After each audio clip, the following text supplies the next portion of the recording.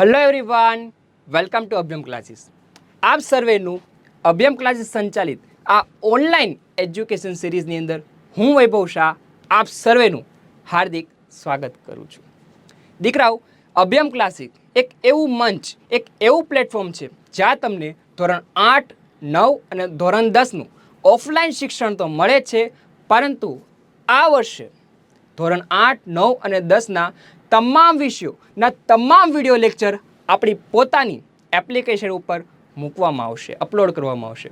આ વિડીયો લેક્ચરની અંદર તમને ચોક્કસ અટ્રેક્ટિવ પીપીટી ફાઇલ્સ, વિડીયોગ્રાફિક્સ અને ઇમેજ થકી સચોટ અને સરળ શિક્ષણ મળશે. વાલા દીકરાઓ, તમે તો આ તકનો લાભ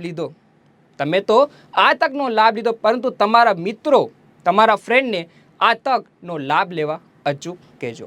વાલા દીકરાઓ, મારું નામ શાહ વૈભવ છે અને હું ધોરણ 9ની અંદર સામાજિક વિજ્ઞાનના વિષયમાં આજે આપણે વિષય પ્રવેશ કરીશું. પણ દીકરા, આજે મારે તમને પહેલાં વાત કરવી છે. ચેપ્ટરનું નામ શું છે? ભારતમાં બ્રિટિશ સત્તાનો ઉદય. હવે તમને બ્રિટિશ સત્તા કીધી, તમે મારા મગજમાં એક સ્પાર્ક થઈશું, અંગ્રેજો.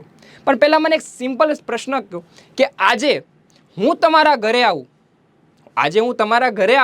અને તમારા જ ઘરમાં રહીને તમારી સાથે અયોગ્ય વર્તન કરું, તમારી ઉપર હુકુમત ચલાવું, ઓર્ડર આપું, આદેશ આપું, એ વસ્તુ શક્ય છે? હવે તમને મગજમાં કહે સાહેબ ઘરે આવો તો ખરી, 2 પગે ઘરે પાછા ન જવા દઈએ. બસ દીકરા, કહેવા એ જ માગું છું કે જે અંગ્રેજો ઈસવીસન 1600ની અંદર આવ્યા હતા ભારતની અંદર વેપાર કરવાના હેતુથી, પરંતુ આપને તે ગુલામી તરફ દોરી ગયા. અને દીકરા, આ ગુલામી લગભગ 250 વર્ષની હતી. તો આજે આપણે ઇતિહાસના પાના પલટાવવાના છે કે આપણાથી એવી કઈ ભૂલ થઈ ગઈ. ઇતિહાસ ઉપર નજર કરવાની છે, દોર કરવાની છે કે સમગ્ર ભારત વર્ષની અંદર એવી કઈ ભૂલ થઈ ગઈ કે આપણે જે સોની કી ચીડિયા કહેવાતા હતા, બરાબર, આપણે ઉપમા મળી હતી કે આપણે સોની કી, આપણે વેપાર, સાંસ્કૃતિક, આર્થિક રીતે બધી રીતે સમૃદ્ધ હતા, પરંતુ 250 વર્ષના અંતે આપણો દેશ પરાધીન એટલે કે ગુલામી તરફ અને દેવાદાર શા માટે બની ગયો? દીકરાઓ, આપણે સામાજિક વિજ્ઞાન ભણીએ છીએ અને એક ભારતના નાગરિક છીએ, જેને કારણે આપણે ખબર હોવી જોઈએ કે આપણા દેશની પરિસ્થિતિ પ્રાચીન સમયમાં શું હતી અને વર્તમાનમાં શું છે. દીકરાઓ, પાઠનું નામ છે ભારતમાં બ્રિટિશ સત્તાનો ઉદય, મતલબ sunrise the power of British empowerment in India. ફરીવાર આપનું સ્વાગત છે. આજના વિડીયો લેક્ચરની શરૂઆત કરીએ. સામાજિક વિજ્ઞાનના આજે પ્રથમ ચેપ્ટરથી ઇતિહાસથી આપણે શરૂ કરશું. શું છે ભારતમાં બ્રિટિશ સત્તાનો ઉદય? બ્રિટિશ સત્તા સાંભળતા તમારા મગજમાં કયો પ્રશ્ન આવશે? અંગ્રેજો. હા, શું કહે છે? અંગ્રેજોની સત્તાની શરૂઆત એટલે કે ઉદય કઈ રીતે થયો? મતલબ કે આવ્યા હતા વેપાર કરવાના હેતુથી અને આપણે ગુલામી તરફ શા માટે ગયા, આજની સંપૂર્ણ ચર્ચા કરવાની છે. અને દીકરા, લેક્ચરની શરૂઆત કરું એ પહેલાં મારે તમને કહેવું છે, આ પીપીટી એક એવા ફોર્મેટથી તૈયાર કરી છે જેની અંદર પ્રશ્નો અને ઉત્તર બંને સાથે આપ્યા છે, પોઈન્ટ ટુ પોઈન્ટ એટલે કે મુદ્દા રીતે આપ્યા છે, જેને કારણે તમારે નવનીત અથવા તો અન્ય પ્રકાશનની જરૂર પડે નહીં. જોઈએ.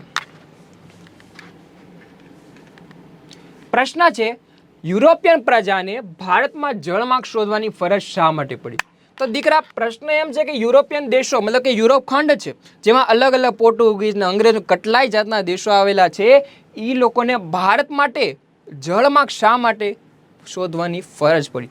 પણ દીકરા, પ્રશ્ન એટલો કહું કે એ લોકોને અહીંયા હું કામ આવવું પડ્યું? તો તમને થોડું ઘણું ખબર છે કે સાહેબ આપણા જે તેજાના હતા, મરી મસાલા હતા ને, એની બહુ ડિમાન્ડ એટલે કે બહુ માંગ રહેતી. ક્યાં ડિમાન્ડ રહેતી? સાહેબ વિદેશોના દેશોમાં. સાહેબ એ લોકો વહાણ ભરીને આપણા દેશમાં શું લેવા આવતા હતા? મરી મસાલા. તો આમાંથી 5 વિદ્યાર્થીઓને પ્રશ્ન થાય કે સાહેબ એક પ્રશ્ન છે, બોલો ને ભાઈ, કે સાહેબ એ લોકોના દેશમાં મરી મસાલા નહીં થતા હોય? તો દીકરા, તારો પ્રશ્ન વ્યાજબી છે, પણ તને એક વસ્તુ કહી દો કે યુરોપિયન જે દેશો હતા એનો મુખ્ય ખોરાક શું? સાહેબ માંસાહારી ખોરાક ખાતા હશે, પણ એવી માંસાહારી ખોરાકને સાચવવા માટે શું જોવે? જાતના મરી મસાલા જોવે. દીકરા, કહેવા એમ માગું છું, એ લોકોના દેશમાં મરી મસાલા ઉત્પાદન તો થતા હતા, પણ આપણી એટલે કે ભારત જેવી ગુણવત્તા, ક્વોલિટી એમની પાસે નહોતી. દીકરા, આપણો ભારત દેશ એવો છે જ્યાં 18 જાતના તો થેપલા બને, જાતની વાનગીઓ બને છે, પણ આ વાનગી બનવા પાછળનું કારણ શું છે? મરી મસાલા. તો પ્રશ્ન શું છે કે આપણા જે મરી મસાલા હતી એની ખૂબ જ ક્યાં માંગ રહેતી હતી? વિદેશોના દેશોમાં. પ્રશ્ન પહેલા સમજી લો પછી ઉત્તર તરફ જઈએ. યુરોપિયન પ્રજા મતલબ કે વિદેશી પ્રજાને ભારતમાં જળમાર્ગ મતલબ કે ભારત માટે આવું તો એ સમયમાં તો કાંઈ જમીન માર્ગે એટલો બધો વેપાર થતો નહોતો. બરાબર. તો એવા સમયે મુખ્ય માર્ગ કયો હતો? જળમાર્ગ હતો. પણ એ લોકોને નવો જળમાર્ગ શા માટે શોધવું પડ્યું? મતલબ કે પહેલા વેપાર થતો હતો પણ આખો નવો જળમાર્ગ શા માટે શોધવું પડ્યું? એનું વિગતવાર કારણ છે. પહેલા આવી જાવ. શું કહે છે દીકરા? ભારતની સંસ્કૃતિ પ્રાચીનતમ છે. મતલબ પ્રાચીન સમયથી પહેલા તો ઊભા રહી જાઓ દીકરાઓ. આપણો ભારત દેશ એવો છે કોઈ 200, 300 કે 400 વર્ષ પહેલા અસ્તિત્વમાં નથી આવ્યો. આપણા દેશની જે સંસ્કૃતિ છે ધરોહર છે સૌથી કેવી છે? પ્રાચીન છે. આપણા દેશમાં રામાયણ, મહાભારત, વેદો, ઉપનિષદો પ્રાચીન સમયથી અસ્તિત્વમાં આવ્યા છે. મતલબ કે કહી શકાય આપણા દેશની સંસ્કૃતિ છે કેવી છે? પ્રાચીનતમ છે. તો દીકરા આવી જાઓ. શું કહે છે? ભારત પ્રાચીન સમયથી આર્થિક, સાંસ્કૃતિક અને આધ્યાત્મિક વારસાને કારણે સમગ્ર વિશ્વમાં એક અલગ ઓળખ મતલબ શું કહે છે? અજોડ સ્થાન ધરાવે છે. તો પહેલા તો મારી સાથે આવી જાઓ દીકરા. આર્થિક કોને કહીશું? નાણાકીય. તમને ખબર જ છે કે પ્રાચીન સમયથી તે ભારતને કઈ ઉપમામાં આવી? સોને કી ચીડિયા. મતલબ કે વેપાર કરવા માટેનું સરસ મજાનું દેશ. સંસ્કૃતિ કોને કહીશું દીકરા? સંસ્કૃતિ એને કહીશું કે આપણા દેશની જે સંસ્કૃતિ છે બહુ પ્રાચીનતમ છે. કઈ રીતે દીકરા? કે સર આપણા દેશની અંદર શિલ્પ સ્થાપત્ય. દીકરા શિલ્પ સ્થાપત્ય કોને કહેવાય? ઉદાહરણ તરીકે તમે દક્ષિણ ભારતના મંદિરો જોશો આજથી ઘણા વર્ષો પહેલાના છે પણ તે મંદિરે તમે જોશો ને એટલે તમે આશ્ચર્યચકિત થશો. શા માટે? કે સાહેબ મંદિરની રચના જ એક જ પથ્થરમાંથી કઈ રીતે થઈ છે? એનું નકશીકામ કેવું છે? આપણા દેશની એક નૃત્ય શૈલી જોઈ લો, ભરતનાટ્યમ. કેટલા જાત નૃત્ય શૈલી આપણા દેશની જે સંસ્કૃતિ છે, ધરોહર છે એ વિશ્વમાં અજોડ સ્થાન ધરાવે છે. અજોડ એટલે બેનમૂન મતલબ કે આપણા દેશની સંસ્કૃતિ છે એ બીજા બધા દેશ કરતાં પ્રાચીનતમ અને અલગ છે. અને દીકરા આધ્યાત્મિક ને કહેવાય ધર્મની બાબતમાં. દાખલા તરીકે ઉદાહરણ આપું. હિન્દુ ધર્મને એક મહત્વનો ગ્રંથ કયો? શ્રીમદ ભગવદ્ ગીતા. હવે કોઈ અલગ અલગ ધર્મની વાત કરું, કુરાન, બાઇબલ, આ ચોક્કસ ધર્મના એક મહત્વના ગ્રંથ છે દીકરા. ધર્મ અલગ હોવા છતાં ધ્યાન આપજો, ધર્મ અલગ હોવા છતાં એમનો ઉદ્દેશ એક જ હતો. કયો? માનવ કલ્યાણનો. એક ભારત આપણો એવો દેશ છે જેને સમગ્ર વિશ્વમાં શું કીધું છે? વસુધૈવ કુટુંબકમ. કે મતલબ કે આપણે પોતાનો વિકાસ નહીં સમગ્ર વિશ્વનો વિકાસ થવો જોઈએ. મતલબ કે વસુધૈવ કુટુંબકમ એટલે સમગ્ર વિશ્વ એક પરિવાર છે. જો આવી વિચારસરણી પણ કયા દેશની હતી? ભારત દેશની. મતલબ કે મારો નહીં સહિયારો વિકાસ થવો જોઈએ. તો દીકરા આવી જાઓ. ભારત તેના આર્થિક, સાંસ્કૃતિક, આધ્યાત્મિક એટલે ધર્મની બાબતને કારણે સમગ્ર વિશ્વમાં કેવું સ્થાન ધરાવે છે? અજોડ. દીકરા અજોડ કોને કહીશું? બેનમૂન. મતલબ કે વિશ્વનું ધ્યાન ભારત દેશ તરફ આકર્ષિત થયું છે. ભારતના મરી મસાલા, તેજાના, મલમલ, રેશમી કાપડ અને ગળીની વિદેશમાં ખૂબ જ માંગ રહેતી. દીકરા મસાલા પછી શબ્દ આવે છે તેજા. દીકરા તેજાના કોને કહેશું? તો આપણે રસોડા ઘરમાં ખબર છે તજ, લવિંગ, બાદિયા એ બધી વસ્તુ કેમ આવશે? તેજાના. મલમલ કોને કહેશું? તો દીકરા ખબર છે સોફ્ટ કાપડ. દાખલા તરીકે આપણે સિલ્કના કાપડ લઈએ તો એનું કેવી ખાસિયત હોય સાહેબ? ચમકીલા હોય, એકદમ લીસા હોય, સોફ્ટ હોય. તો મલમલ, રેશમી કાપડ. રેશમી કાપડ એટલે હમણાં જ બોલ્યો સિલ્ક કાપડ. અને ગળી. દીકરા ગળી છે ને દીકરા શું છે? પ્રવાહી છે, લિક્વિડ ફોર્મ છે જેને પ્રાચીન સમયમાં જો કાપડ ઉપર નાખવામાં આવે તો કાપડનો રંગ ચમકતો હતો. તો શું કહે છે? ભારત મરી મસાલા, તેજાના, મલમલ, રેશમી કાપડ અને ગળી વગેરેની યુરોપ ખંડના જે દેશો હતા એમાં શું હતી? ખૂબ જ માંગ રહેતી.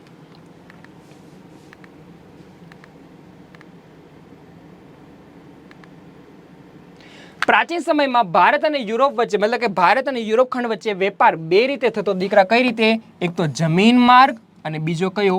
જળ માર્ગે થતો હતો. તો સાહેબ વેપાર થતો હતો એમ પ્રશ્ન શું છે? તો દીકરા ઘટના એવી બની. શું બની? કે પ્રાચીન સમયથી યુરોપ ખંડ અને ભારત વચ્ચે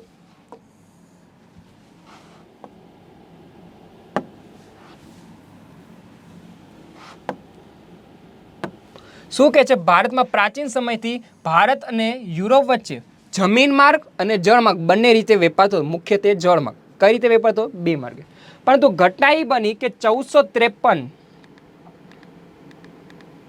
ઈસવીસન 1453 ની અંદર તુર્ક મુસ્લિમો દેશોએ કોન્સ્ટિનોપલ જીતી લીધું. દીકરા ફરીવાર કહું છું કે સર એવા કેન્દ્ર સ્થાને જે જળ માર્ગે છે એના કેન્દ્ર સ્થાને, રિપીટ કરું છું, જમીન માર્ગે અને જે જળ માર્ગે વચ્ચે એક દેશ આવતો હતો.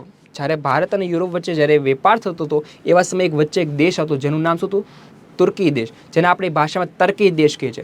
રિપીટ કરું છું, કેન્દ્ર સ્થાને તુર્કસ્તાનમાં આવેલું એક શહેર છે. શહેરનું નામ શું છે? કોન્સ્ટિનોપલ. દીકરા રિપીટ કરું છું, આ એક પ્રકારનું શું છે? શહેર છે. મતલબ કે તુર્કસ્તાન દેશની અંદર કયું શહેર છે? કોન્સ્ટિનોપલ. જે ભારત અને યુરોપ વચ્ચે જમીન અને જળ માર્ગે વેપાર થતો એમાં કેન્દ્ર સ્થાન એટલે કે વચ્ચે આવેલું હતું. તો સાહેબ વેપાર થતો હતો, કોને વાંધો હતો? મને વાંધો નથી. વાંધો જોઈ લો.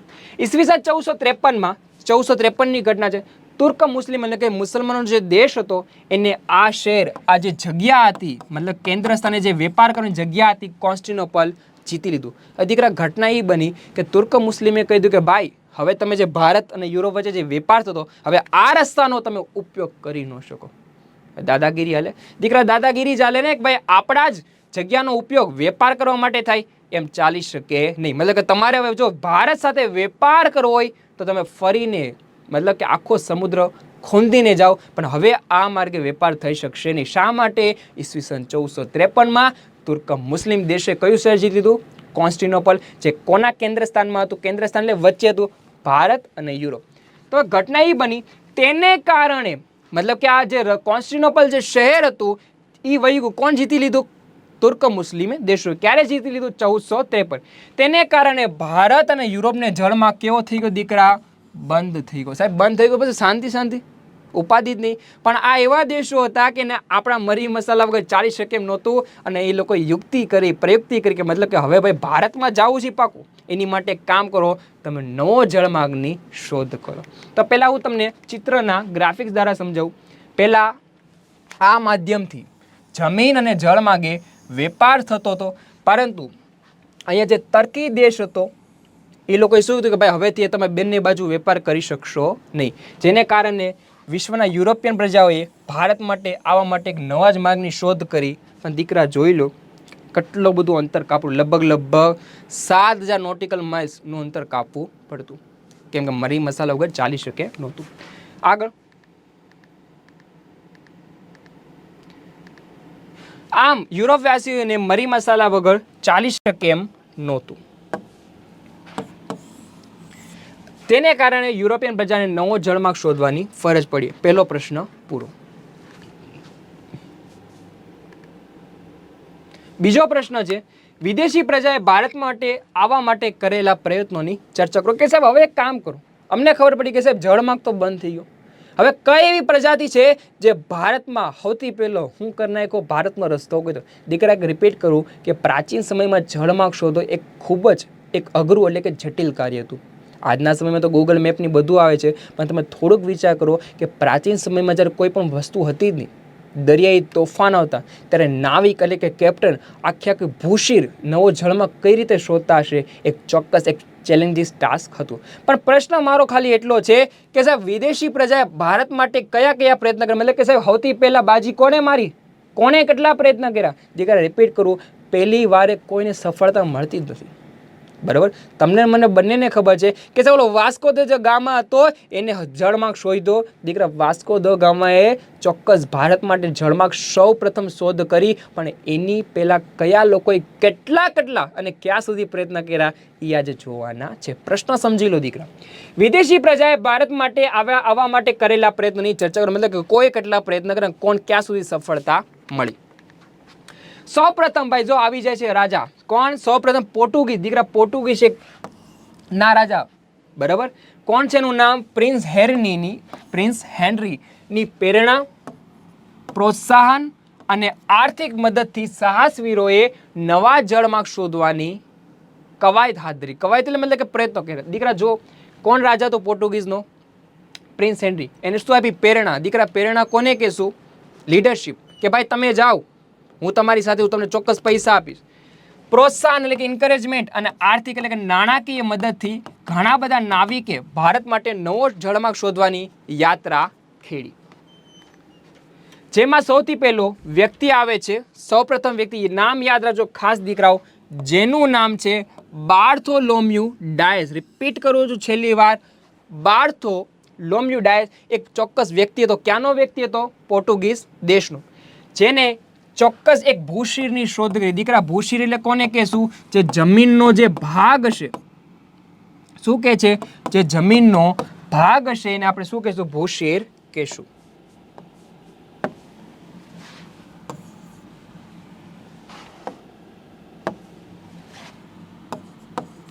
ઓકે, કયો ભાગ શોધી ગયો? Cape of Good. દીકરા કેપ ઓફ ગુડ ક્યાં આવ્યો? જોઈ લે મેપમાં.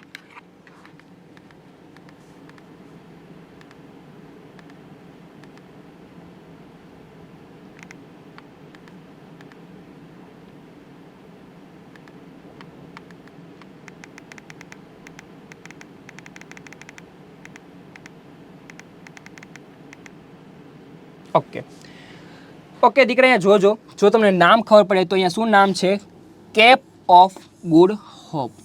દીકરા એને એમ લાગ્યું કે ભાઈ મેં ભારત ગોતી લીધો, પણ ખરા અર્થમાં ભારત ગોઈતો નહોતો. એની યાત્રા અહીંયાથી શરૂ કરી પોર્ટુગીઝ. જો દીકરા પોર્ટુગલ અહીંયાથી યાત્રા શરૂ તો કરી, પરંતુ એની યાત્રા ક્યાં સુધી અટકી ગઈ? Cape of Good Hope. દીકરા કયો ભાગ છે? હું તમને લખું છું. આ દક્ષિણ આફ્રિકા, દક્ષિણ આફ્રિકાની અંદર જે છેલ્લે જગ્યા આવી છે એનું નામ શું છે? Cape of Good Hope. મતલબ કે ભાઈ યાત્રા તો કરી પરંતુ ભારત સુધી પહોંચી શક્યો નહીં. એની યાત્રા દક્ષિણ આફ્રિકા ખંડમાં જે નામ છે કેપ ઓફ ગુડ હોપ ત્યાં સુધી અટકી. આગળ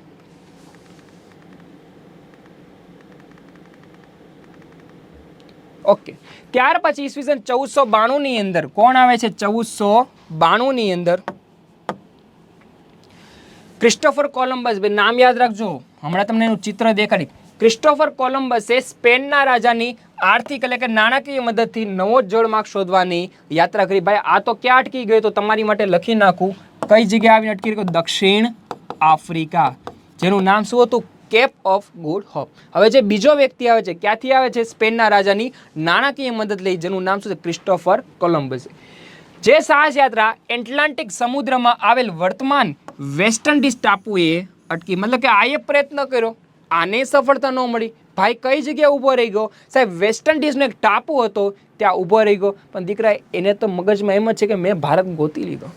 હા ભાઈ, ઘણા લોકોને છે વેમ લાગે કે ના મેં કામ કર્યું, પણ જ્યારે આપણે પરીક્ષા આપીએ, ઉદાહરણ આપું, પરીક્ષા આપે વિદ્યાર્થી શું કે મેં બધું લખ્યું છે, સારા જ માર્ક આવશે, પરંતુ જ્યારે ખરા હાથમાં પરિણામ આવે ત્યારે ખબર પડે કેટલું સાચું લખ્યું છે. દીકરા અહીંયા આવી જાઓ કે ભાઈ એને ક્રિસ્ટોફર કોલંબસે યાત્રા તો કરી, પરંતુ કઈ જગ્યાએ આવી અટકી ગઈ? એટલાન્ટિક સમુદ્રમાં આવેલ વેસ્ટ ઇન્ડિઝ ટાપુ છે, જેને આપણે આજના સમયે વેસ્ટ ઇન્ડિઝ દેશ કહીએ. પરંતુ એને તો મગજમાં એમ જ છે કે મેં ભારત ગોતી લીધો. સૌથી પહેલો વ્યક્તિ કોણ? હું, જેને ભારત ગોત્યું. પરંતુ એ વસ્તુ કેવી હતી? ખોટી. આ સ્પષ્ટતા અમેરિગો વેસ્પુચીએ કરી હોવાથી ભાઈ આ જે વેમ હતો, આ વેમ કોઈ દૂર કર્યો? વ્યક્તિ એવો કોણ? અમેરિગો વેસ્પુચી, જેને તમે એવી યાદ રાખશો, અમેરિકો વેસ્પુચી. એમસીક્યુની અંદર કે ભાઈ આ સ્પષ્ટતા મતલબ કે આ જે વેસ્ટ ઇન્ડિઝ ટાપુ છે, બરાબર, એ ભારત દેશ નથી. આ સ્પષ્ટતા કોઈએ કરી? અમેરિકો વેસ્પુચી કરી. કોના ધારણા દૂર કરી? Christopher Columbus. ત્યારબાદ જે નવો પ્રદેશ હતો એ નવો પ્રદેશ કયો ઓળખાયો? અમેરિકા. મતલબ કે તમને સીધી ભાષામાં શું કહે છે કે ક્રિસ્ટોફર કોલંબસે ખરા અર્થમાં અમેરિકાના દેશની શોધ કરી હતી, એને ભારતની શોધ કરી હતી. પરંતુ આ સ્પષ્ટતા કોઈએ કરી? અમેરિકો વેસ્પુચીએ કરી હોવાથી જે નવો પ્રદેશ હતો એ કેવી રીતે ઓળખાનો? અમેરિકા તરીકે ઓળખાનો. આગળ ઓકે દીકરા, આ છે ક્રિસ્ટોફર કોલંબસ, જેને જે નવો પ્રદેશનું નામ શું આપ્યું? અમેરિકા. અને આ છે કોણ? યાદ કરો, હમણાં જ મેં કીધું ક્રિસ્ટોફર કોલંબસ. આ કોણ છે? Christopher Columbus. આગળ વાસ્તવિક રીતે નાવિક વાસ્કો દ ગામા. દીકરા વાસ્કો દ ગામા ક્યાંનો? પોર્ટુગીઝ દેશનો હતો. હા, કોણ? વાસ્કો દી ગામા ભારત આવવાના જળમાર્ગની ખરા અર્થમાં શોધ કરી. ક્યારે શોધ કરી? 1498માં. દીકરા એક રિપીટ કરું કે જ્યારે 2008ની અંદર જે મુંબઈની જે તાજ હોટલ ઉપર જે હુમલો થયો હતો એનું કારણ પણ આપણે જ છીએ. હવે તમને પ્રશ્ન થાય કઈ રીતે?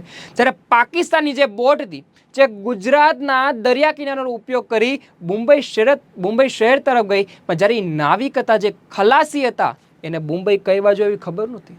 તો એને શું કર્યું, જે કચ્છના જે દરિયાઈ પટ્ટો હતો એમાં એક ચોક્કસ નાની હોડી હતી, એને ચોક્કસ કહ્યું કે ભાઈ તું મને મુંબઈ તરફનો રસ્તો દેખાડીશ. હવે બિચારા નાવિકની શું ખબર કે આ લોકો તાજ હોટલ ઉપર જઈને હુમલો કરશે, પરંતુ થોડીક ભૂલ ક્યાં થઈ ગઈ આપણી. એવી જ રીતે વાસ્તવિક રીતે નાવિક વાસ્કો દ ગામા ભારત આવવાના જળમાર્ગની શોધ કરવાની યાત્રા કરી. ક્યારે? 1498માં પૂર્ણ કરી. વાસ્કો દ ગામા ભારતીય ખલાસી, જો દીકરા ખલાસી કોને કહેશું? કેપ્ટનની મદદ, મતલબ કોઈ વ્યક્તિ હતો કે ભાઈ મને ભારત કઈ બાજુ છે મને કહેજો. તેને કારણે પશ્ચિમ કિનારે આવેલ કાલિકટ બંદરે પહોંચ્યો. દીકરા કાલિકટ બંદર છે ને દીકરા કઈ જગ્યાએ આવશે? કેરળ દેશમાં આવશે. દીકરા ક્યાં? કેરળ. કેરળ અહીંયા આવશે. મતલબ કે એની યાત્રા ક્યાં સુધી રહી? કેરળ, કાલિકટ બંદર.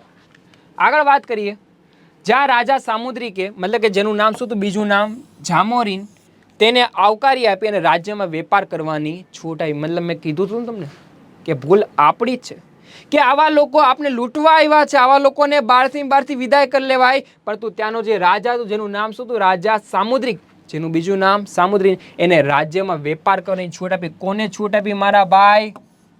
Vasco da gamma. બસ કામ પૂરું. તમે ખોટા વ્યક્તિને આપણા દેશમાં તમે શું કરવાની છૂટ આપી? વેપાર. આગળ, આમ વિશ્વમાં આ ઘટના મહત્વપૂર્ણ ગણાય છે. દીકરા મહત્વપૂર્ણ શા માટે? કે સૌથી પહેલા તો બાર્થોલોમ્યુ ડાઇઝે, ત્યાર પછી કોને? ક્રિસ્ટોફર કોલમ્બસે. કેટલાય નાવિકે ભારત માટે આવવાના પ્રયત્ન કર્યા, પણ છેલ્લે સફળતા કોને મળી? Vasco da gamma. ક્યારે મળી? 1498. જેને કારણે વિશ્વમાં આ ઘટના મહત્વપૂર્ણ ગણાય છે. ક્યારની ઘટના છે? 1498. ઓકે, જો દીકરા આનું નામ શું છે? Vasco da gamma. હા, છે ને ખલાસી. કઈ રીતે આવ્યો? પોર્ટુગીઝથી નીકળો તો ધીરે ધીરે કેપ ઓફ ગુડ હોપ, આ પ્રદેશ કોઈ ગોઈતો હતો? બાર્થોલોમ્યુસ ડાઇઝ. ઓકે, ત્યાર પછી ધીરે ધીરે આ કઈ જગ્યા છે? કાલિકટ. ઉભા રહો, તમને કાલિકટ ક્યાં આવી દેખાડી દઉં. આ કાલિકટ સુધીની યાત્રા કરી. કોઈએ કરી? મેં યાત્રા કરી, વાસ્કો દ ગામા. આગળ, ઓકે, હવે નવો પ્રશ્ન છે. યુરોપિયન પ્રજાનું ભારતમાં આગમન. મતલબ કે સાહેબ અમને તો ખબર છે અંગ્રેજો આવ્યા, ફ્રેન્ચો આવ્યા, તમે તો વાત કોની કરી? પોર્ટુગીઝ. ધીરે ધીરે એક પ્રજાતિ આવે છે.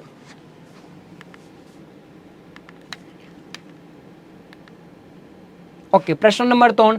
ભારતમાં વેપાર કરવા માટે આવેલ પોર્ટુગીઝ. દીકરા પોર્ટુગીઝનું બીજું નામ શું છે? ફિરંગી. હા, એનું બીજું નામ શું છે? ફિરંગી પ્રજા વિશે માહિતી. સૌપ્રથમ કોણ? વાસ્કો દ ગામા, પોર્ટુગીઝ નાવિક. એની માહિતી લેશું. ઈસવીસન 1498 ની અંદર વાસ્કો દ ગામા કાલિકટ આવ્યો. દીકરા મેં તમને અગાઉ કીધું કાલિકટ કઈ જગ્યાએ આવ્યો? પશ્ચિમ કિનારે. પશ્ચિમ કિનારે કેરળ તરફ આવે. ત્યાર પછી જ્યાં રાજા સામુદ્રિકે જામોરીન પોર્ટુગીઝને મરી મસાલા વેપાર કરવાની સંમતિ આપી. સંમતિ મતલબ કે મંજૂરી, પરમિશન આપી. જે ઇતિહાસની સૌથી ખરાબ ઘટના કહેવાય છે. એમાં રાજાનો કઈ વાંકી નહોતો, બિચારાને થોડી ખબર હતી. આગળ, પોર્ટુગીઝે પોતાનું સ્થાન મજબૂત કરવા અને સુરક્ષા મેળવવા, શું કે છે?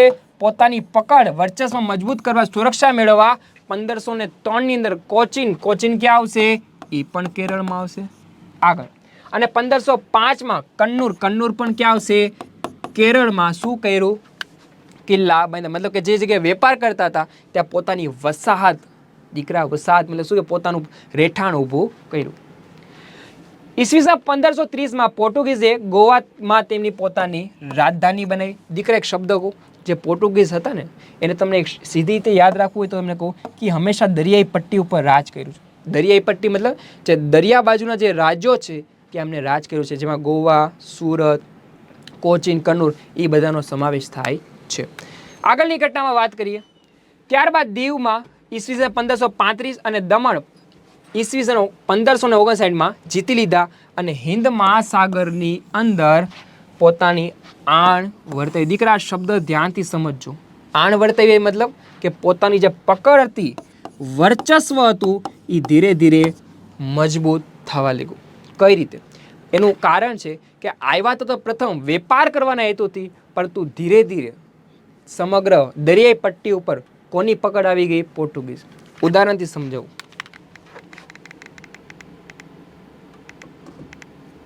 શું કહે છે કે આ સમગ્ર દરિયાઈ પટ્ટી ઉપર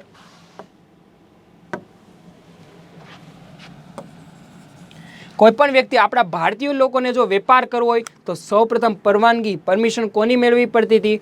પોર્ટુગીઝની મેળવવી પડતી. અને દીકરાઓ આ એવા હતા કે જે મધદરિયે આપણા જ ભારતીય ખલાસીઓની શું કરતા? ચાચેગીરી કોને કહેશું? લૂંટ કરતા હતા. અને સાથે સાથે ઘણા બધા ગોવામાં જે હતા લોકો એનું ધર્મ પરિવર્તન પણ કરાવ્યું હતું. મતલબ કે કોઈ પણ વ્યક્તિને વેપાર કરવો હોય કયા માર્ગે? જળ માર્ગે, તો સૌપ્રથમ પરવાનગી કોની મેળવવી પડતી? પોર્ટુગીઝ.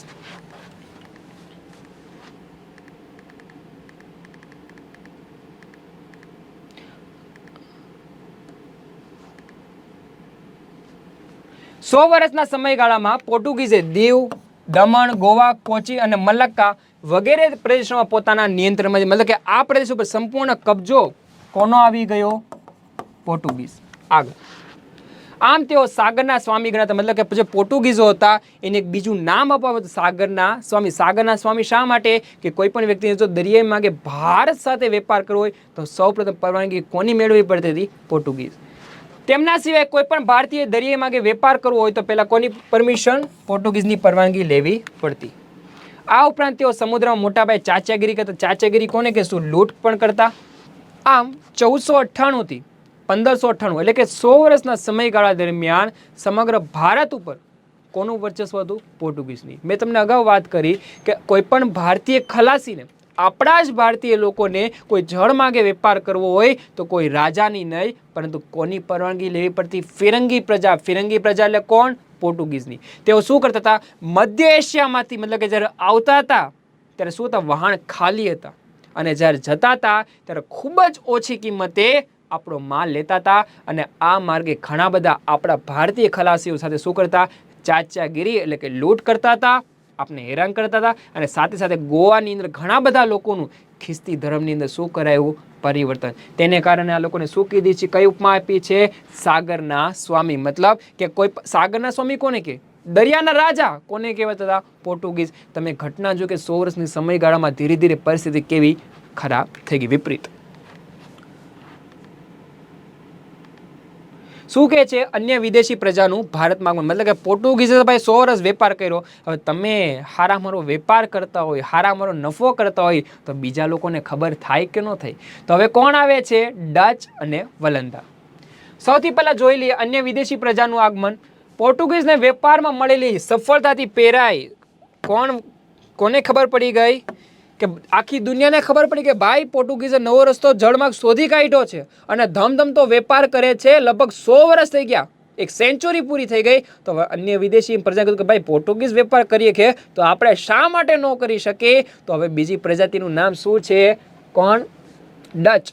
પોર્ટુગીઝને વેપારમાં મળેલી સફળતાથી, મતલબ કે સફળતા કઈ? મતલબ કે વેપારમાં જે નફો હતો એની સફળતાથી પેરાય એને જોઈ કઈ કઈ પ્રજાતિ આવે છે દીકરા? એક તો સૌપ્રથમ નામ છે હોલેન્ડ અને બીજી કઈ છે? ડેનમાર્ક. ડેનિશ પ્રજા ભારતમાં આવી છે. જોઈ લે ભાઈ ડચ. ભાઈ શું કર્યું? ડચ જેનું બીજું નામ શું છે? વલંદા. વાંદા નહીં, વલંદા. હા મારા ભાઈ. પોર્ટુગીઝની જેમ હોલેન્ડ પણ, જેનું બીજું નામ શું છે? ડચ પ્રજાતિ, પણ વેપારમાંથી નફો મેળવવા ભારત તરફ આકર્ષિત થયા કે ભાઈ અમે શા માટે વેપાર ન કરીએ? જેઓ બંગાળમાં, જે પશ્ચિમ બંગાળમાં 1632ની અંદર આવ્યા અને મલબાર જે દક્ષિણ ભારતની અંદર આવ્યું. કઈ બાજુ આવ્યું? દક્ષિણ ભારતમાં 1650માં પોતાનો વેપાર જમાયો. પરંતુ દીકરા ઘટના એ બની કે એ સમયમાં લગભગ આ ચોપડીની અંદર નથી આપેલું, પરંતુ હું તમારા જનરલ નોલેજ માટે કહું કે ઈસવીસન 1650ની અંદર એક એવી ઘટના બની કે જેમાં ડચ અને કોના વચ્ચે યુદ્ધ થયા? અંગ્રેજો વચ્ચે યુદ્ધ થયા, જેમાં કોની હાર થઈ? ડચની હાર થઈ. જેને કારણે ધીરે ધીરે ભારત ઉપર વેપાર કરવામાં કોણ નિષ્ફળ ગયા? ડચ પ્રજાતિ. મતલબ કે ઈસવીસન 1650ની ઘટના છે કે યુરોપ ખંડ વચ્ચે બે દેશો વચ્ચે યુદ્ધ થયા. કોણ? અંગ્રેજો અને ડચ. જેમાં કોની હાર થઈ? કોની શરણાગતિ થઈ? ડચ. જેને કારણે ભારત ઉપર એકાધિકાર વેપાર કરવાનો હક કોનો છીનવાઈ ગયો? ડચ. આગળ હવે બીજી પ્રજાતિ છે જેનું નામ શું છે? ડેનિશ પ્રજા. ડેનિશ, જેને આપણે શું કહીએ? ડેનમાર્ક પણ કહીએ છીએ. જેનું બીજું નામ ડેનમાર્ક.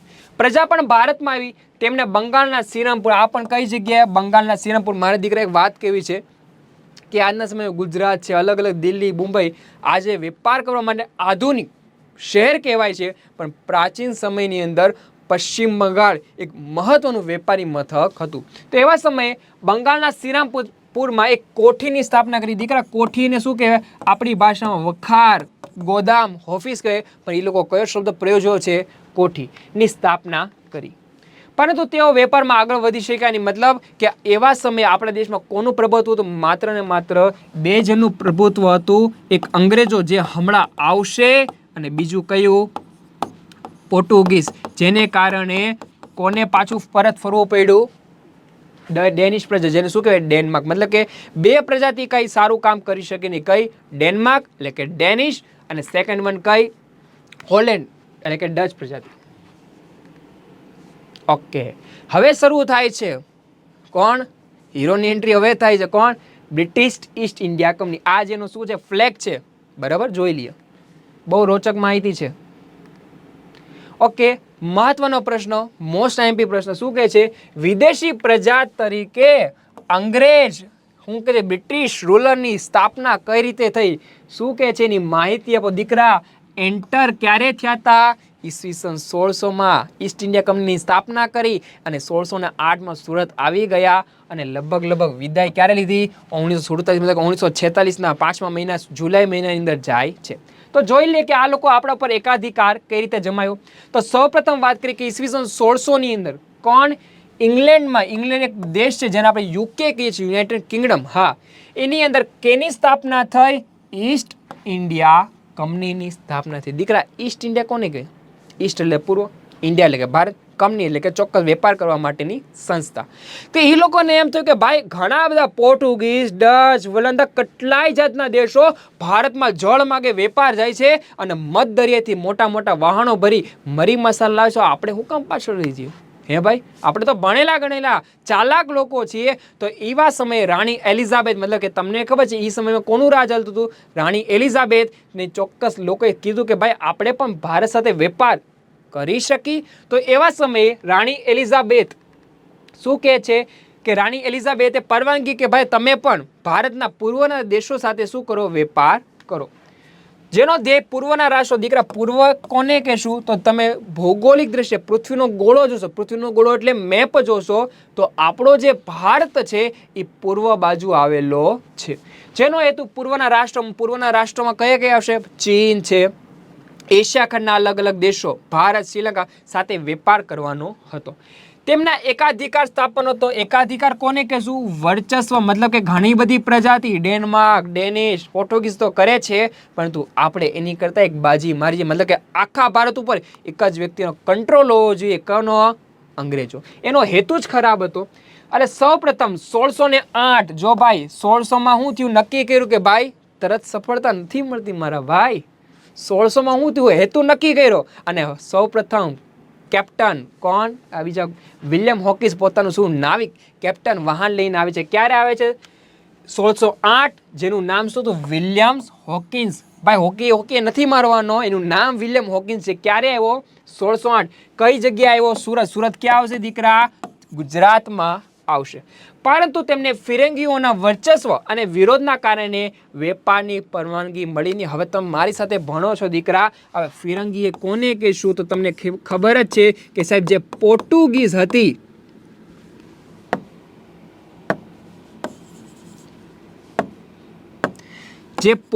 હતી, એને આપણે શું કહે છે? જેનું બીજું નામ શું છે? ફિરંગી. ના વર્ચસ્વ આ ચ છે.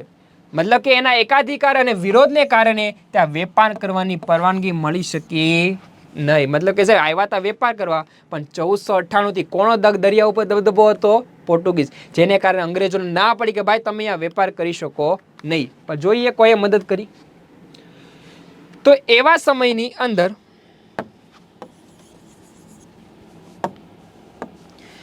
ઈસ્ટ ઇન્ડિયા કંપની, મતલબ કે ઈસ્ટ ઇન્ડિયા કંપની ભાઈ જતી હતી પાછી. ભાઈ અહીંયા તો બધા વેપાર કરવા જ નથી દેતા. ડેનમાર્ક, ડેનિશ, પોર્ટુગીઝનું રાજ છે. પણ એ લોકો પરત ફરતા હતા ત્યારે કોકે મદદનો સહારો આપ્યો. કોણ હતો?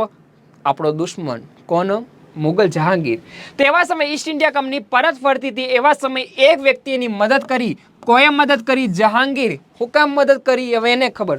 1613ની અંદર જહાંગીરે વેપાર કરવાની પરવાનગી આપી. ભાઈ પોર્ટુગીઝે ભલે ના પડી, આઈનો રાજા હું છું ભાઈ, એને પછી પૂછો, પેલા મને પૂછો. ભારતમાં અમારું રાજ ચાલે છે, મતલબ કે હું એક કામ કરો, તમારે વેપાર કરવો છે, દયા ખાધી, જાઓ તમે ક્યાં વેપાર કરો, સુરતમાં વેપાર કરો. કોઈએ પરવાનગી લીધી? વિલિયમ હોકિન્સે. ક્યારે લીધી? 1613માં. કઈ જગ્યાએ પરવાનગી મળી? સુરતમાં. આમ તેઓ સુરતમાં 1613ની અંદર, દીકરા યાદ રાખજે, 1613ની અંદર બ્રિટિશ ઈસ્ટ ઇન્ડિયા કંપનીને પોતાની પ્રથમ કોઠી, દીકરા કોઠી, રિપીટ શબ્દ આવશે, કોઠી એટલે વેપારી મથક, ગોદામની સ્થાપના કરી. મતલબ કે ભાઈ કુમકુમના પગલા થઈ ગયા. કોના પગ પડી ગયા? અંગ્રેજોના પગ પડી ગયા. જે આવ્યા હતા માત્ર ને માત્ર શું કરવા? વેપાર કરવા, અને આપને ગુલામી તરફ દોરી ગયા. કઈ રીતે? જોઈએ. ઓકે દીકરા ધ્યાન રાખજો, આ રાણી એલિઝાબેથ છે, જેને અહીંયા ધ્યાન આપો, શું આપી? પરવાનગી આપી કે તમે કામ કરો, ઈસ્ટ ઇન્ડિયા કંપની સ્થાપના કરો અને ભારતમાં જે વેપાર ધમધમાટ કરો. ઓકે, આ છે ભાઈ વિલિયમ્સ હોકિન્સ. હા જેન્ટલમેન, કોણ છે? William Hawkins. આગળ આ છે મુગલ રાજા જહાંગીર, જેને વેપાર કરવાની છૂટ ક્યારેક મળે તો મારી વતી કાંક કહેજો. આગળ અને દીકરા આવી જાઓ, on the 24 August 1608 first ship of East India Company reach Surat. મતલબ શું કહે છે? ઇતિહાસની એક મહત્વપૂર્ણ ઘટના છે દીકરા, કે 24 ઓગસ્ટ કઈ જગ્યાએ 1608ની અંદર કયું વાહન આવ્યું? બ્રિટિશનું ઈસ્ટ ઇન્ડિયા કંપનીનું વાહન કઈ જગ્યાએ એન્ટર થયું? સુરત. શા માટે મહત્વની ઘટના છે? કે આ જ એ જ પ્રજાતિ છે જેને આપને ગુલામી તરફ દોરી. આગળ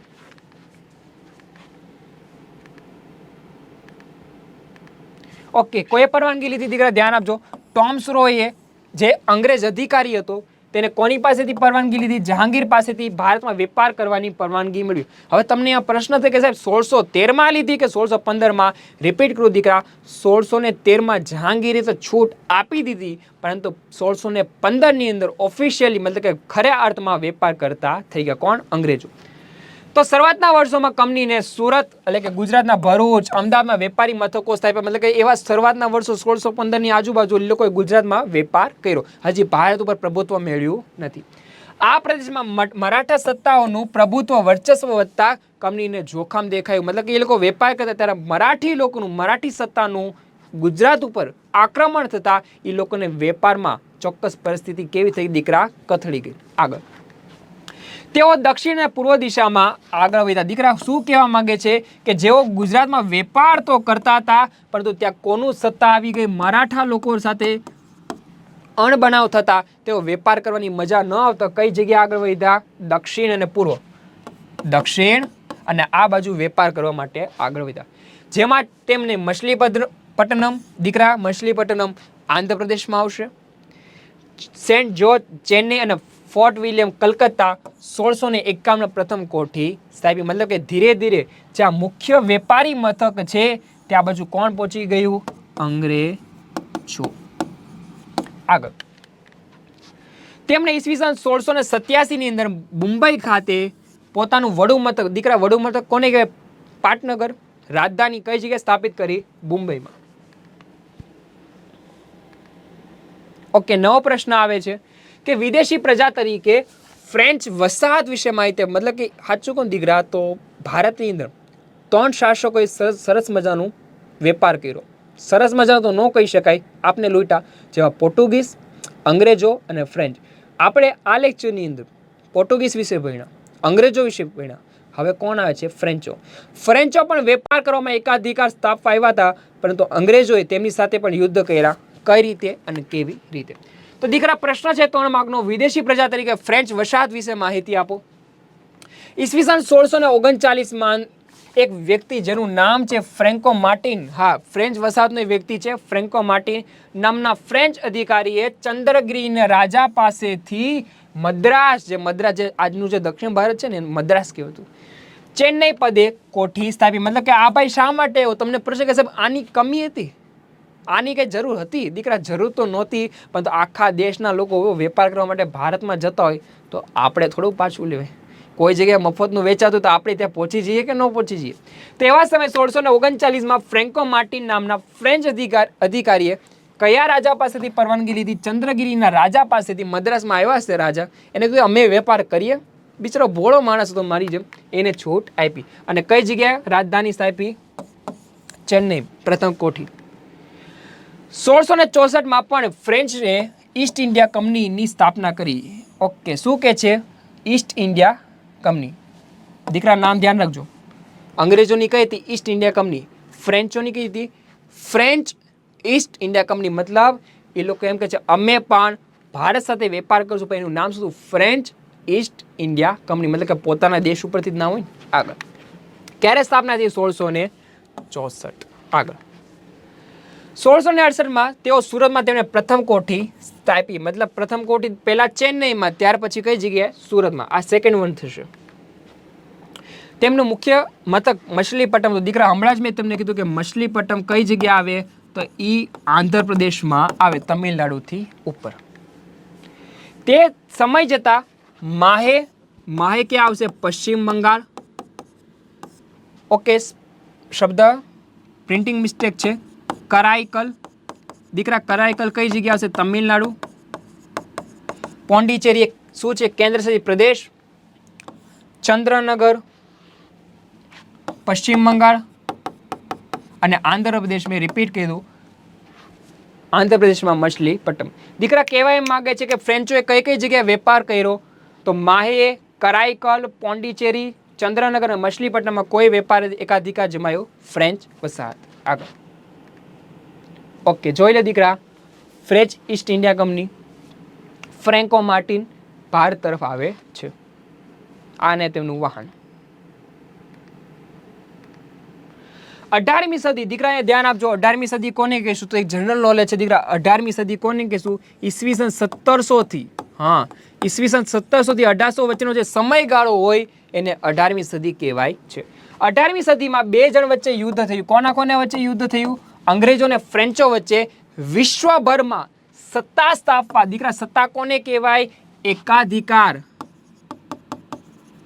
એકાધિકાર સ્થાપવા માટે. અને સંસ્થાનો. દીકરા સંસ્થાનો કોને કહેશું? ચોક્કસ પ્રદેશો મેળવવા માટે શું થયા? સતત સક્રિયતા. મતલબ કે બે જણા વચ્ચે યુદ્ધ થયું. કોણ? અંગ્રેજો અને ફ્રેન્ચો. કે ભારત ઉપર મારું રાજ હોવું જોઈએ અને મારી પાસે વધારે પ્રદેશો છે. દીકરા પ્રદેશો એટલે શું થાય? સંસ્થાનો. તો ભારતમાં 1900 દીકરા 1909 થાય 1746 થી 1763 દરમિયાન બ્રિટિશ ઈસ્ટ ઇન્ડિયા કંપની અને ફ્રેન્ચ ઈસ્ટ ઇન્ડિયા કંપની વચ્ચે કેટલા યુદ્ધ થયા? 3 કર્ણાટક વિગ્રહ થયા. દીકરા MCQમાં ધ્યાન રાખજો. અંગ્રેજો અને ફ્રેન્ચો વચ્ચે યુદ્ધો થયા, પણ એ યુદ્ધનું નામ શું હતું? કર્ણાટક વિગ્રહ. વિગ્રહને શું કહે દીકરા? ગુજરાતી ભાષામાં ઝઘડો કહેવાય. યસ ઓર નો? કેટલા થયા? 3 થયા. કયા પ્રદેશમાં થયા? કર્ણાટક રાજ્યમાં. આગળ જેમાં ફ્રેન્ચ ઈસ્ટ ઇન્ડિયા કંપનીનો પરાજય થતા બ્રિટિશ ઈસ્ટ ઇન્ડિયા કંપની રાજ્ય વિસ્તારનો માર્ગ મોકળો થયો. દીકરા કહેવા એમ માગે છે કે આ બંનેમાં કોની હાર થઈ? French East India company. હવે આની પાછળનું પણ એક લોજિકલ કારણ છે કે એવા સમય જ્યારે ફ્રેન્ચ અને અંગ્રેજો વચ્ચે યુદ્ધ થતા હતા ત્યારે ડચ અને ડેનમાર્ક પ્રજા કોનો સાથ દીધો? અંગ્રેજોનો. જેને કારણે કોનો હક, કોની સત્તા નબળી પડી? ફ્રેન્ચની. જેને કારણે તેઓ આગળ વેપાર કરી શક્યા નહીં. ત્યારબાદ ફ્રેન્ચો પાસે નાના નાના પ્રદેશો. દીકરા ચંદ્રનગર પશ્ચિમ બંગાળ, માહે કેરળ, કરાઈકલ તમિલનાડુ, પોંડિચેરી જેવા પ્રદેશો રહ્યા. મતલબ કે આટલા બધા પ્રદેશો હતા વેપાર કરવાના, પરંતુ યુદ્ધ થયા તેને કારણે ગયણા ગાંઠા પ્રદેશ રહ્યા. અને હવે ધીરે ધીરે કોની એમ્પાવરમેન્ટ, કોની સત્તામાં વધારો થાય છે? માત્ર ને માત્ર અંગ્રેજો. અંગ્રેજોની સત્તામાં શા માટે વધારો થયો? કે એ લોકોએ કોનો આશરો લીધો? કૂટનીતિ. દીકરા કૂટનીતિ એટલે તમને ખ્યાલ હશે કે ખોટી નીતિ, બળજબરીપૂર્વક નીતિ. ઓકે, હવે તમને પ્રશ્ન થતા હશે કે સાહેબ સૌથી પહેલું કોણ આવ્યું, વચ્ચે કોણ આવી ગયું, ત્રીજું કોણ આવ્યું? તો દીકરા એટલું બધું કન્ફ્યુઝન કરવાની જરૂર હતી. તો સૌ પ્રથમ કોણ આવ્યું? પોર્ટુગીઝ, જેનું બીજું નામ શું છે દીકરા? ફિરંગી છે. હા. ત્યાર પછી કોણ આવ્યું? ડચ, વલંદા પ્રજાતિ. ત્યાર પછી આવી ડેનમાર્ક, ડેનિશ. ચોથી આવી અંગ્રેજો અને છેલ્લે કઈ આવી? ફ્રેન્ચો. પણ દીકરા ઇન શોર્ટમાં તમને કહી દઉં કે ઈસવીસન 1498 થી 1598 સુધી કોઈ વેપાર કર્યો? પોર્ટુગીઝ. ડચ અને વલંદાને ભારતમાં શું ન મળી? સફળતા ન મળી. અને ત્યાર પછી અંગ્રેજો અને ફ્રેન્ચો, અને ધીરે ધીરે માત્ર ને માત્ર કોની સત્તામાં વધારો થયો? અંગ્રેજો. તો એક ક્રમ છે જે આપને ખબર હોવું જોઈએ, કોણ પહેલા આવ્યું કોણ પછી. સત્તા સંઘર્ષના અંતે ફિરંગીઓ પાસે દીવ દમણ ગોવા રહ્યા. દીકરા ફિરંગી યાદ આવ્યું કે ન થયું? ગોવા સાગરના સ્વામી. હા, કોણ આવે? પોર્ટુગીઝ. મતલબ કે સાહેબ પોર્ટુગીઝ ક્યાં આવ્યા? કે ખોય તો ગયા ને, ઘરે જ કે ના, એમની પાસે માત્ર દરિયાઈ પ્રદેશ દીવ દમણ અને ગોવા રહ્યા. જ્યારે ડચ પ્રજાને તો કાયમ માટે વિદેલી. મેં કીધું ને, ડચ લોકો શા માટે યુદ્ધ ન કરી શક્યા? વેપાર કે અંગ્રેજો સાથે યુદ્ધ થયા હતા, એને કારણે ભારતમાં પોતાનું વર્ચસ્વ એટલે કે સત્તા વધી નહીં. ઓકે, હવે પ્રશ્ન આવે છે કે સાહેબ વેપાર તો કરી લીધો, પણ ભારત ઉપર અંકુશ કઈ રીતે લીધો? તો ઐતિહાસિક યુદ્ધ પ્લાસીના વિશે આપણે ચર્ચા નેક્સ્ટ લેક્ચરમાં કરશું કે સૌપ્રથમ વેપારી સંસ્થાના માલિક અંગ્રેજો કઈ રીતે બન્યા. એની ચર્ચા નેક્સ્ટ લેક્ચરમાં. Thank you.